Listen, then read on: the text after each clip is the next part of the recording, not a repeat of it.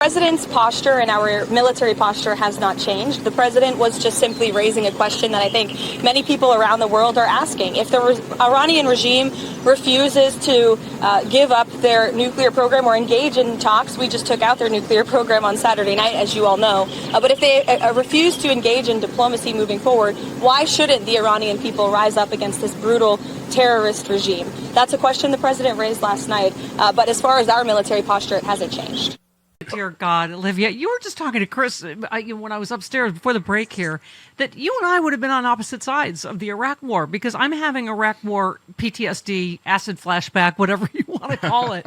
But you were saying you were in the Bush administration then. And just talk a little. It's kind of fascinating to talk about your progression from, I guess, hawk to dove, maybe you'd call it. But go ahead. Yeah. I was there for the Iraq War conflict. I was actually there for the pre-planning stages of the war. I was there for the deployment. I was also there for the nation rebuilding of the part of it firsthand. I was Ambassador Brummer's aide. I sat in the Pentagon before it. I actually deployed on General Myers, at the time the chairman of the Joint Chiefs of Staff's aircraft. That's how I got to Baghdad. Wow. And so we would not have been friends back then, but now our timing is right. Yeah, I'm hearing it right now. I'm not going to lie. I am hearing it from all sides of the House right now, and I'm definitely hearing it from Republicans who are also anti-Trump and anti-MAGA, who are angry with me because of the fact that I'm like, hey, no, I have serious concerns about what we're seeing here right now with Iran. And I may have been a war hawk then, and I went along with the whole WMD thing and concerns about that. But when you see the evolution over the past 20 years, like I have, when you've watched the war planning firsthand, when you see the aftermath, when you've deployed to Afghanistan, what I'm trying to say to people is that, it really does change your perspective. Yeah. And you grow and you learn a lot. And so I'm just watching what's happened here now with Iran, and I'm worried because I know how these escalations escalate, they get worse. And I'm just wondering, where's the off ramp and the end game here? And I'm also, obviously, do I want to be in a conflict with the people we have sitting around the table right now making the decisions? Yeah. Absolutely not. Yeah. Yeah. J.D. Vance said that we had dumb presidents before, and now we have a smart one. Okay, right. I'm calling it acid reflux flashbacks to Iraq because my acid reflux is also back. But this regime change thing. Oh my God, ring any bells, Olivia? And plus, shortly after J.D. Vance disputed the U.S. interest in a regime change, right, as did Marco Rubio, as did Pete Hegseth, Trump signaled openness to regime change. He tweeted, "It's not politically correct to use the term regime change, but if the current Iranian regime is unable to make Iran great again," all in caps, why wouldn't there be a regime change? MAGA, which is, make Iran great again, as you know, Olivia. So, right, Vance had just said, our view is very clear, we don't want regime change. Trump has criticized the U.S. roles in wars that spurred regime change in Iraq and Afghanistan, and yet here we are. I mean, what is your analysis of how this happened, and just speak. Help me. Well, here is always the challenge with someone like Donald Trump, right? You have a plan. I'm sure that the military came to him. They presented the options that he wanted because, he's been itching to bomb Iran for years now. He wanted to during the first Trump administration. We talked him off the ledge. I was not necessarily surprised when the news hit that this had happened, because I was like, he finally did it. His dream has come true, and he just, wants to see bombs going off, and he wants to feel powerful. But the problem with Donald Trump is that he doesn't stick to the plan. Yeah. So you can brief him and you can say, okay, we're going to do this limited strike, as they're calling it, right? Yeah. But he doesn't know how to stick to the program. So he's going to go rogue on you, and you're going to let mitigating the aftermath. And so in his mind, he's like, well, let's just keep going. And so, he's sitting here navigating by slogans, right? Now he's doing T-shirt slogans, MEGA. Yeah. And so, this is a really serious diplomatic effort and foreign policy situation that we've going on right now. And this guy is sitting here navigating by Truth Social, which he's done in the past, right? He tweeted about wanting to remove the forces from Syria. He's tweeted in the past about foreign policy, actual serious concerning situations. And we've got a president of the United States now advocating, saying, "Oh yeah, well, I don't know, maybe we do topple the regime." And he doesn't, as you just, yeah. Well, you said, you quoted Pete Hegseth. Many presidents dreamed of delivering the final blow to Iran's nuclear program. None could till President Trump. You said, yes, Pete. Trump finally did what others wouldn't: ignore intel, destabilize the region, risk another endless war. Bold move if you've learned nothing in 20 years. I mean, and here we go again, where his director of national intelligence said, no, they're not building a nuclear weapon. Under oath, she just testified that, and then he says, oh, she's wrong, and then she's like, oh, never mind. I mean, here we go with the twisting and cherry picking and lying about weapons of mass destruction part of this that we remember from Iraq, right? Yeah, and the concerning thing here is that why should we trust any of these people? That's the issue right at the helm, because they've lied to us. This is a group of individuals that's repeatedly lied, and their most proactive supporters right now are over there, like Sean Hannity on Fox News, and they're sitting there spinning it as well, and they're egging it on. And so I think when we look at the scenario, my concern is like, okay, so what's next? And also, where's the imminent threat proof? Because I'm still waiting for that, because that was the lesson we learned back from Iraq and what happened there with the intel. So I think the Trump administration, because they're so transparent, they owe an answer. They owe Congress an answer. They owe an answer to Congress and be like, yeah, this is what we believed was an imminent threat that we felt like we needed to go in and bomb immediately. You're a long time. I don't know anyone who thinks that right now. Yeah, I mean, you're a long time national security professional. You were worked in the Homeland Security Department. I mean, first of all, the conversation where someone said to him, they aren't building a bomb, they're not an imminent threat, and he said, who said that? Your director of national intelligence. Yeah. Just said that. So again, ignoring his own intelligence professionals, then forcing them to twist it or cherry pick or get in line, right? Or she'd be out. And now here we are in the find out portion of F around, right? Yes. As a national security, are you terrified? I mean, it seems to me almost zero chance they're not going to retaliate somehow, right? Either they will. Forces over there are here in the homeland. I mean, who knows, right?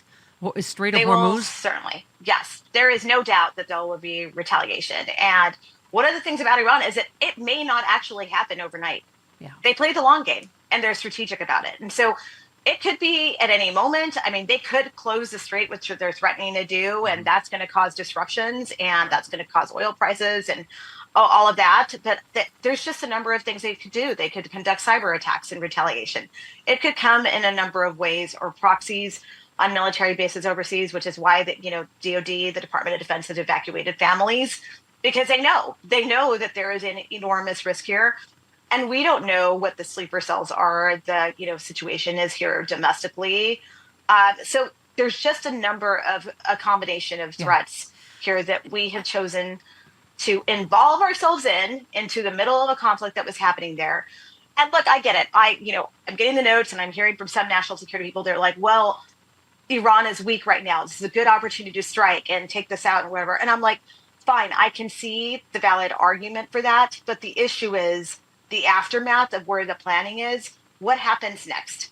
Do we actually think that this is going to make a difference? Yeah. What does the region think? Well, because we certainly just went in. Yep. What J.D. Vance said is so ridiculous. We're not at war with Iran. We're at war with their nuclear program. I said, can you imagine if Iran dropped a bunch of bombs on Los Alamos? Yeah, the U.S. would go, oh, yeah, you're not at war with us. It's just, that little section of New Mexico, so that's fine. I mean, who are they kidding? No. We are absolutely at war with Iran now. I mean, and as you said, I spent most of my career focused on the Middle East before focusing on the homeland. FYI, I could sit here and regurgitate conservative talking points on Iran. I won't. National security experts have debated moves like this for years, especially when there's no clear plan for what comes next. He never thinks about what comes next, does he? No, and it's the shiny object or the squirrel that crosses in front of them. So even if there's a plan that they've developed, and I'm guaranteeing you they're probably writing that right now, what are we going to do? It doesn't matter, because he is going to do something that derails it over and over again, because that is his personality. He just can't lead with discipline. And in this situation, it's going to require a disciplined sort of approach of what's happening here as we prepare for what comes next. And still see it. We've never had a president, I think, like this, where when people go, what's Trump's thinking? He doesn't think. He thinks what's good for him, what will get his poll numbers up, what will distract from, the disaster of the economy, his poll numbers, the no kings route. Who knows what he's distracting from? But you said it best. You said Trump dismantled diplomacy, gutted the national security apparatus, pulled out of the Iran nuclear deal, decisions that helped destabilize the regions. Now it's all bravado, and this attack on Iran is likely to lead to a protracted conflict. This is provocation through chaos. This isn't a win. I keep saying it. We can't say it enough. We had a deal. Obama had a deal. It was working, right? And this is, all of this may end up with getting the same effing deal that Obama had, right? Yeah, and that's the important thing there, Stephanie, is that deal was working. Iran was abiding by the agreement. That is the important thing to remind people of. And the United States chose to pull out of it under the leadership of Donald Trump. Yeah. And it was a big mistake. And we are now dealing with the consequences and an escalation of our choosing. Right? It's the chaos that Donald Trump creates. It's a crisis of his own making, just like we've seen domestically as well. When you think, Olivia, how many people could die because of his inherent racism and his inherent insane jealousy of Barack Obama? I mean, and by the way, I was on vacation for a week, and these news cycles, you tweeted, although if I wasn't here, it didn't happen. Exactly. If I didn't say it didn't happen yet. But you said a politically motivated act of domestic terrorism shook Minnesota while we're talking about sleeper cells, right? And all of us this weekend, while 5 million Americans marched, that was more than 5. I think it was 12 million, but okay. Marched to reject authoritarianism and said no kings. U.S. Senator Mike Lee showed us what happens when cruelty replaces conscience in public office. This isn't red or blue anymore, is it, Olivia? It is just decency. What are some of the signs at the rally? Radicalized by basic decency. I mean, the fact that they just, as a party, have lost their soul, that he's making a joke out of a Democratic, person being assassinated in their own home, right? Yeah, and there's no empathy. There's no actual human compassion. I would say just a human actual sensibility of what is happening here. And I think that this is only going to get worse because we have a group of people who everything is politics for them. Everything is an opportunity to take a punch at the other side or punch the Democrats. And really, in that moment of political violence that happened in Minnesota, it should have been every single person across the board condemning it and saying, no, there's no room for violence here. Like, we've got to get this back. And while they're we talking cannot about, continue down this path. And while they're talking about Iranian sleeper cells, Olivia, they're, chasing guys through the parking lot at Home Depot. You know what I mean? And 7% of our terrorism here is right-wing extremists, like the guy in Minnesota. And so, here we are, right? And the fact that Trump took shots at Governor Walz after this. Why would I call him? Yeah, that was He's ridiculous. Incompetent. He's terrible. He's wacky. I mean, he engaged in the exact same rhetoric that caused the shootings in the first place, right? Yeah, and he'll continue to do so. I expect no leadership from Donald Trump at the helm on that issue. He will continue to perpetuate it. He has. That's what led to shootings at Pittsburgh and El Paso, a number of places where it's the great replacement theory. It's the dynamics that these individuals choose to continue to perpetuate and the way they talk and the rhetoric. And it leads to actual real world consequences and violence. And Donald Trump isn't going to change, right? So the question is, will anyone stand up and lead in the Republican Party and actually change the trajectory of what is happening here in terms of violence in our country? Because it's certainly not the 22-year-old at the Department of Homeland Security right now who is in charge of domestic extremism affairs and now has an entire Iran threat on their hands, where we have a very inexperienced person who's never worked any of these issues running the office. I have a 22-year-old who's incredibly smart with a terrible ulcer, and she'd do a better job protecting the homeland right now, even in her weakened state. Okay, 11 billion news cycles ago, you tweeted DHS handcuffing Senator Padilla and forcing him to the ground after he's already clearly identified himself is outrageous. This is more than misconduct. It's systemic abuse of power aimed at a Latino senator. The Trump administration is shredding public trust, and when trust breaks, everyone is less safe. I mean, it was not a mistake that J.D. Vance called him Jose. Jose Padilla was a whatever dirty bomb terrorist. I mean, it's just they get more despicable every news cycle, don't they? Yeah, when I heard that, I actually was like, that's a classic Stephen Miller, Katie Miller talking point. That's the kind of trash that they would probably script for him to say, and with a double intendo there, like innuendo, like double intent of what they want to say, right? Like, I thought that was it. And, and probably in their minds, everyone's Jose, right? They don't differentiate. So, like, I mean, that is sort of the challenge that we have here in terms of the leadership we have in our country. But I'll say this, when I talk about the danger of the trust that we are losing every day across our country when it comes to law enforcement, here we are in a situation where we've got this masked guy showing up at people's houses pretending to be cops, threatening people. Then we've got situations where we have masked ICE agents showing up at people's houses and people pretending to be ICE agents. We've got militias now. Yeah. And so I think lawlessness and the threat of it is what I'm really concerned about, especially now when we have potentially domestic challenges to counter when it comes to Iran of something that they may do. We really need to be working together to ensure that we're really focused on the security and safety of all of us. Let's bring back the Bush administration color-coded terror alert. What color are we in today, Olivia? Remember that? Yeah, I do remember that. Is it yellow? Okay. I never knew what to do. Does that mean wear a sweater? I don't really know. Okay. Deep red MAGA? I don't know. We love you, Olivia Troy. We'll see you soon. Thank you, honey. Oh, living it with OliviaTroy.com. That's right. It, the Substack. That's her Substack. Please subscribe. Yes, do it. Yes.